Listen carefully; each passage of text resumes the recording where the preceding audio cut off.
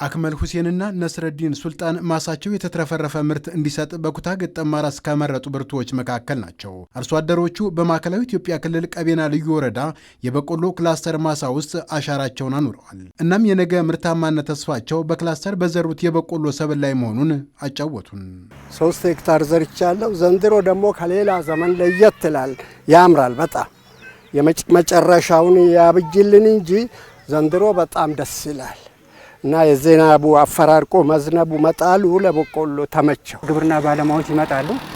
ያን የመጀመሪያ ሰዓት ግን አስቸገርናቸው። ከዛ በኋላ እያላመዱን እየጠየቀ ነው ማለት ፍላጎቱ ማለት ነው እየሰፋ መጣ ማለት ነው። እንደ ሀገር የሜካናይዜሽን አስተራረስ እንዲዘምንና የኩታ ገጠም ግብርና እንዲጎመራ በመንግስት ትልቅ ትኩረት ተሰጥቶታል። ይህ የቁርጠኝነት ተግባር ደግሞ ሰፊውን የሀገሬው ማሳ ከዓመት ወደ ዓመት በምርታማነት እያሰፋ መጥቶ ተስፋ ከሚሰጥ ወደሚጨበጥ ደረጃ ላይ አሳድጎታል።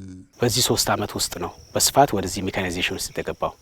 የዛሬ 4-5 ዓመት በቆሎ በልግ ላይ ሲለማ የነበረው ከ1000 ሄክታር አይበልጥም ነበር። ከ1000 እስከ 2000 ሄክታር ነበር።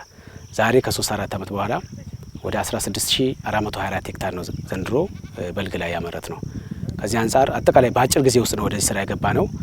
ከምርትና ምርታማነት አንጻር አርሶ አደሩ ውጤቱን አይቶታል። የመበልጸግ ተስፋችን ብሎ ህዝባችን በግብርና ላይ ያለው እይታ ለውጥ በተለይ ወጣቱም ባለሀብቱም ተሳትፎ ተጠቃሚነቱ እያደገ መጥቷል የሚል ግምገማን ያለንና ግብርናችን በጥሩ ሀዲድ ላይ ነው ያለው። በእርግጥም መንግስት ግብርናው ሜካናይዜሽን እንዲሆን የነደፈው ፖሊሲና ስትራቴጂ ዛሬ የአርሶ አደሮችን ጓዳ የሚሞላ ምርት እንዲሰጥ አስችሏል። ዘር ሰዓት ራሱ ዘር ያስቸግረን ነበር። ዛሬ ግን አልፈን ለገበያ ማለት ነው እስከ 50 ኩንታል 100 ኩንታል ማቅረብ እንችላለን። እንደዛም ደግሞ ከኛ አልፎ ለገበያ ለሀገር ራሱ ጠቅመናል የሚለው ተስፋለን። ቤታችን ውስጥ ደግሞ የተመጣጠነ ምግብ ቤት ልጆቻችን ራሳችን ብዙ ለውጥ አለ። በግብርና በምናገኘው ገቢ ልጆችንም አስተምረናል እና ጥሩ ደረጃ ነን። ድሮ በጣም ምግብ አልቻልንም ነበረ። አሁን ቤተሰብ ምግብ ተርፎን ለልጆቻችንም ጤፍ እንወስዳለን። አሁን አዲስ አበባ ላለው ልጄ 2 ኩንታል ይልክለታለሁ። ለምን እኔ ጥሩ ስላገኘው እሱም ደግሞ ልጆቹ እዛ ስለሚያስተምር እንዳይከብደው ኑሮ በሚል ይረዳዋል። ግብርናው የሀገራዊ ምጣኔ ሀብት አምድ የመሆኑን ያክል ምርታማ እንዲሆን በማሰብ በእውቀትና ቁርጠኝነት እየተከወነ ነው። እናም የዚህ ስራ ውጤት ተስፋን የሰጠ ሆኗል።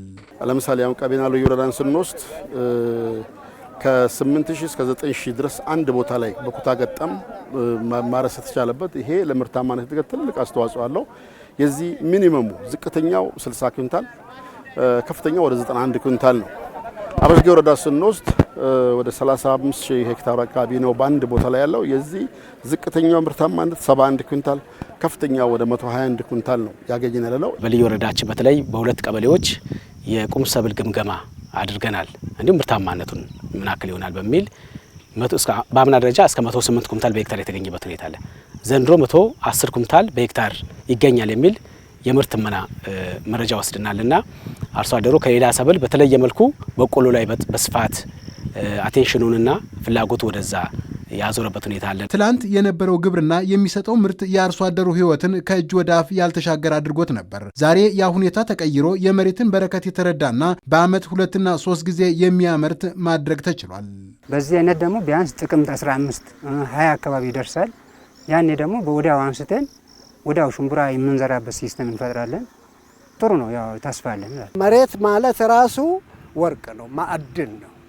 የያዘችውን ነገር ለቃ ነው የሰጠችን። በጣም ደስ ይላል። የሜካናይዜሽን እርሻ ምርታማነትን መጨመር ብቻ ሳይሆን የገበያ ትስስርንም በማሳደግ ረገድ ያመጣው ድል ትልቅ ሆኗል። እናም ይህንን መልካም ጅምር በትልቁ መዳረሻው ላይ ለማስቀመጥ እንዲሰራም አድርጓል። ገበያ ትስስሩም ትላልቅ ካምፓኒዎች፣ የተለያዩ ፋብሪካዎች በተለይ በቆሎ ለዱቄት ፋብሪካ ለተለያዩ ነገሮችን እዚሁ ማሳ ላይ ያያሉ። የገበያ ትስስር እዚሁ በኮምባይነር ነው የሚወቃው። ስለዚህ ገበያ ትስስሩም እዚሁ ማሳ ላይ በአግባቡ ተወቅቶ የገበያ ትስስሩ እዚሁ አየር ላይ የምናውልበት ሁኔታ ስላለ ፍላጎት ጨምሯል። ግብ ሉዓላዊነት በቤተሰብ ደረጃ በሀገር ደረጃ እናደርግ ተብሎ ጀምረው ጉዞ እጅግ ስኬታማነት እጅግ ውጤት እየመጣበት ነው ያለው።